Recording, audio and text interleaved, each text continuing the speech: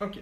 Dans cette vidéo, je vais résumer ce qui s'est passé après pour le projet 4, après l'avoir raté, et aussi parler un peu du projet 6. Donc, j'avais raté mon projet 4, qui est apparemment quelque chose d'assez rare, de ce que m'a dit mon mentor. Et comme j'ai expliqué dans une vidéo précédente, pour moi, c'est normal de rater une soutenance. C'est un peu comme si je l'avais cherché, puisque je veux toujours voir. Je voulais vraiment voir ce que c'était de passer de justesse une soutenance. Donc, c'est-à-dire faire le minimum syndical pour passer, pour voir à quel point en fait je pouvais ben, éviter de perdre du temps entre guillemets sur des choses qui ne seraient pas nécessaires à la formation. Par exemple, si c'est pas important de faire des PowerPoint, de faire des présentations propres pour valider son projet, eh ben, j'aurais pas besoin de perdre du temps à le faire. Apparemment, c'était important, c'était pas dans les critères d'évaluation, mais c'était important. Voilà. Après, ce qui a été intéressant dans l'échec du projet 4, c'est que au-delà des raisons de la présentation, il y avait une raison technique pour laquelle l'évaluateur disait que le projet n'était pas trop valide. En tout cas, il a dit qu'il aurait accepté s'il y avait une bonne présentation, mais que c'était un problème. Mon mentor n'était pas du tout cet avis. La partie qui était remise en question pour lui ne posait pas de problème, mais mon mentor a trouvé une autre partie qui pourrait poser problème. C'était une partie sur ma vue, et il y avait en gros de la logique dans ma vue. Donc j'ai changé ça.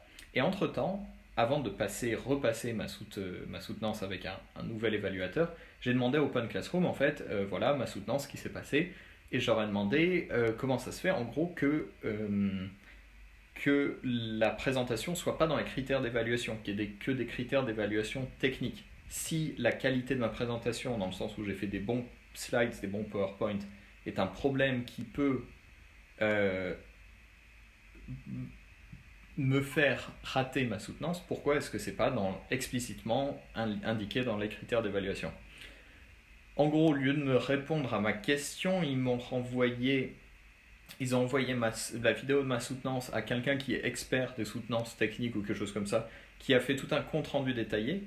Et dans son compte rendu détaillé, il a dit qu'évidemment, bon, il n'y avait pas de présentation, c'est pas top, et il a dit qu'en fait, le vrai problème, c'était telle partie dans mon code et une partie en fait que j'ai pas compris, que mon mentor non plus n'a pas compris, où il disait qu'en gros, euh, j'utilisais pas d'objet Python entre mes classes. En fait, c'était pas très clair en fait ce qu'il disait. En fait, c'était un peu comme si j'utilisais du JSON enfin que je réutilisais pas, que j'utilisais le même objet qui était sauvegardé en base de données que dans la vue ou dans les différentes couches du MVC. Bon, on s'en fout. Enfin, si vous n'êtes pas du tout dans les Model View Controllers, c'est pas important. Mais en gros, à ce moment-là, j'avais trois avis sur ma soutenance. Donc, l'avis de l'évaluateur qui a rejeté ma soutenance et donc qui trouvait un problème technique là où mon mentor n'en trouvait pas. J'avais l'avis de mon mentor qui avait trouvé un autre problème qui n'a pas été relevé par la personne experte des évaluations qui a ensuite corrigé autre chose, qui lui trouvait un autre problème. Donc, qu'est-ce que ça veut dire? Je ne sais pas trop quelle est la moralité de cette histoire. La moralité, c'est que même avec des critères d'évaluation, le code est pas toujours hyper clair et que beaucoup de gens ont des appréciations différentes sur ce qui est acceptable, ce qui est bien ou pas. Euh, et je pense que ce que ça veut dire, c'est que il faut pas trop s'en faire si si on a des retours d'évaluation dans son code. Il faut faire attention aux choses principales, je pense, et comprendre en fait la logique des gens quand du feedback qu'on reçoit. Il faut comprendre la logique générale en fait. De ce qui est important, c'est que une vue ne doit pas avoir d'input. Par exemple, c'était le feedback que j'avais eu de l'évaluateur, je crois quelque chose comme ça. Non, une vue doit recevoir l'input et doit faire. Bon, je sais plus, on s'en fout. Bon, en gros, j'ai eu plein d'avis différents. Et puis j'ai repassé ma soutenance. Euh, une dernière fois, et puis ça s'est très très bien passé. J'ai préparé mes slides, voilà, ça m'a pris 1 heure de faire un PowerPoint, et voilà, c'est passé, donc aucun souci. Voilà, maintenant je vais un peu parler du projet 6. Donc, le projet 6, je crois que c'est un peu le même niveau de violence que le projet 2, dans le sens où on nous dit, bah voilà, tu veux apprendre ce projet sert à apprendre, le projet 2 sert à apprendre Python, et donc pour faire le projet 2, il faut savoir coder en Python. Pour ce projet-là, il faut savoir HTML, CSS et JavaScript pour pouvoir utiliser des données qui viennent d'une API pour pouvoir les mettre sur une page.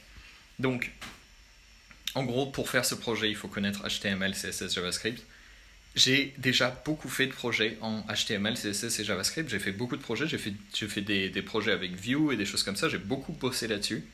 Et en fait, c'est marrant parce que je me rends compte que le front-end, c'est toujours un truc que j'ai fait un petit peu à l'arrache ou en copiant beaucoup de tutoriels et que j'ai pas les bases.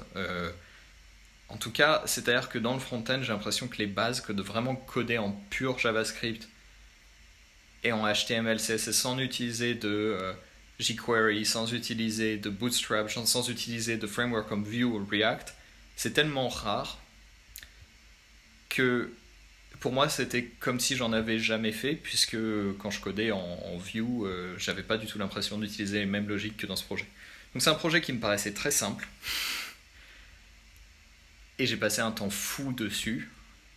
C'était très dur, très démotivant.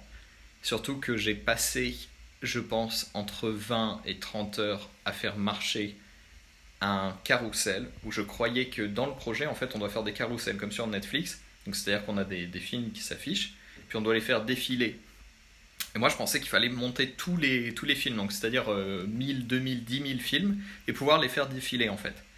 Et vu que l'API renvoie les films par groupe de 5, par page de 5, il fallait faire tout un code pour les refactoriser, pour faire un truc pour qu'ils s'affichent par groupe de 7. Parce que j'avais compris que dans les specs, on devait en afficher 7 à la fois. Et en fait, c'est pas ça. Donc moi, je m'étais fait vraiment chier à faire un truc hyper compliqué, avec des tonnes de données qui étaient chargées de l'API, parce que je pensais qu'il fallait tous les films, et après me dire, ok, il va falloir faire des trucs d'optimisation pour que ma page charge en moins de 40 secondes, ce serait bien, parce que c'est un peu long 40 secondes pour charger une page web, et tout ça. Et en fait, non, il fallait juste mettre 7 films. Et donc j'ai passé un temps fou à faire un truc hyper compliqué qui n'avait pas de raison d'être. Donc la moralité pour moi sur ce projet, c'est de passer plus de temps à lire l'énoncé de la question.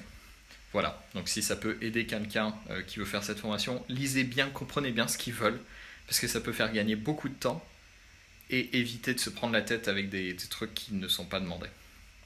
Voilà, donc c'était les petites mises à jour pour la semaine 13 de cette formation. Et je vais essayer de continuer, je vais essayer de me remettre à poster une fois par semaine et pas toutes les 2 semaines.